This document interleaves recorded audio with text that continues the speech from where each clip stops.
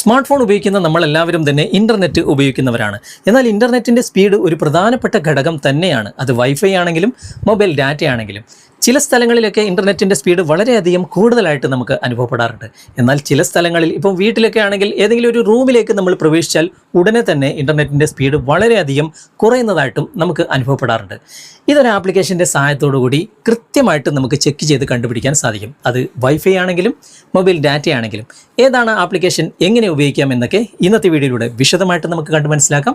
സമയം കളയാതെ പെട്ടെന്ന് തന്നെ വീഡിയോയിലേക്ക് പോകാം. ഫേസ്ബുക്കിലാണെങ്കിൽ കമൻറ്റ് ബോക്സിലും യൂട്യൂബിലാണെങ്കിൽ ഡിസ്ക്രിപ്ഷനിലും ഈ ആപ്ലിക്കേഷൻ്റെ ലിങ്ക് കൊടുത്തിട്ടുണ്ട്. അതിലൂടെ നിങ്ങൾ ഇൻസ്റ്റാൾ ചെയ്തിട്ട് ഓപ്പൺ ചെയ്യുമ്പോൾ ഇങ്ങനെയാണ് കാണിക്കുക.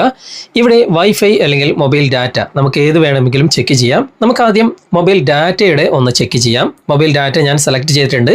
അതിനുശേഷം മൊബൈൽ ഡാറ്റ ഓപ്പൺ ചെയ്യണം കേട്ടോ. വൈഫൈ ഓഫിലാണ്, മൊബൈൽ ഡാറ്റ ഓണിലാണ് ഉള്ളത്. ഓക്കെ, ഇനി നമുക്കിവിടെ സ്റ്റാർട്ട് കൊടുക്കാം. സ്റ്റാർട്ട് കൊടുത്തു കഴിഞ്ഞാൽ ഇതുപോലെ കാണിക്കും. വൈൽ യൂസിങ് ദ ആപ്പ് എന്ന ഭാഗം സെലക്ട് ചെയ്ത് കൊടുക്കുക. അതിനുശേഷം ഇവിടെ ഒരുപാട് ഓപ്ഷൻസ് ഉണ്ട്. അതിൽ സിഗ്നൽ എന്ന ഈ ഒരു ഓപ്ഷനിലേക്ക് മാറ്റി കൊടുക്കുക.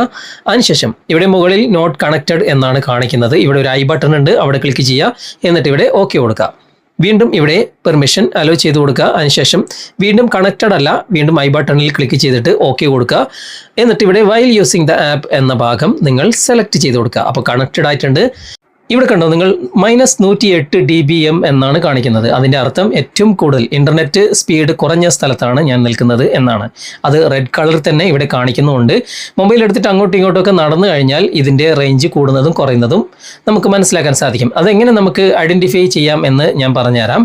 അതായത് -45 മുതൽ -70 വരെയാണ് ഇവിടെ കാണിക്കുന്നതെങ്കിൽ ഹൈ സ്പീഡാണ് ഇൻ്റർനെറ്റിൻ്റെ റേഞ്ച്. ഓക്കെ, ഇനി 70 മുതൽ 85 വരെ ആണെങ്കിലും ഏകദേശം നോർമൽ സ്പീഡിൽ നമുക്ക് ഉപയോഗിക്കാൻ സാധിക്കും. പക്ഷേ 85 മുതൽ 100, 110 ആ ഒരു ലെവലിലാണെങ്കിൽ ഇൻ്റർനെറ്റിൻ്റെ സ്പീഡ് വളരെയധികം കുറവാണ് എന്നർത്ഥം.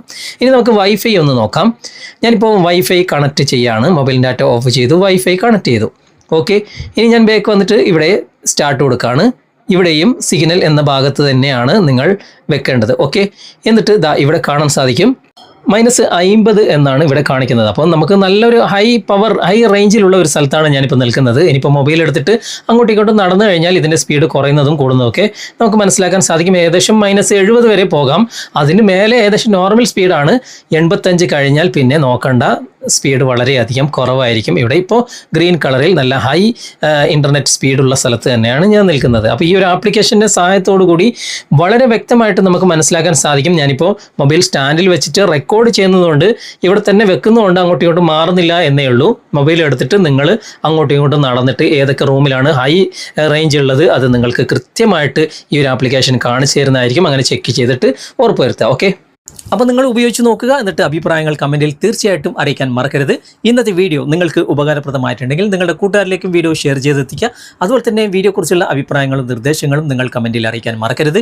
വീഡിയോ ഇഷ്ടമായിട്ടുണ്ടെങ്കിൽ ലൈക്ക് ചെയ്യാനും കമൻറ്റ് ചെയ്യാനും ഷെയർ ചെയ്യാനും മറക്കരുത്. ചാനൽ നിങ്ങൾ ഇതുവരെ ഫോളോ ചെയ്തിട്ടില്ലെങ്കിൽ ചാനൽ ഫോളോ ചെയ്യുക, സബ്സ്ക്രൈബ് ചെയ്യുക, ലൈക്ക് ചെയ്യുക, സപ്പോർട്ട് ചെയ്യുക. അടുത്ത നല്ലൊരു വിഷയമായി അടുത്ത അവസരത്തിൽ നമുക്ക് വീണ്ടും കണ്ടുമുട്ടാം. Thanks for watching. ബൈ.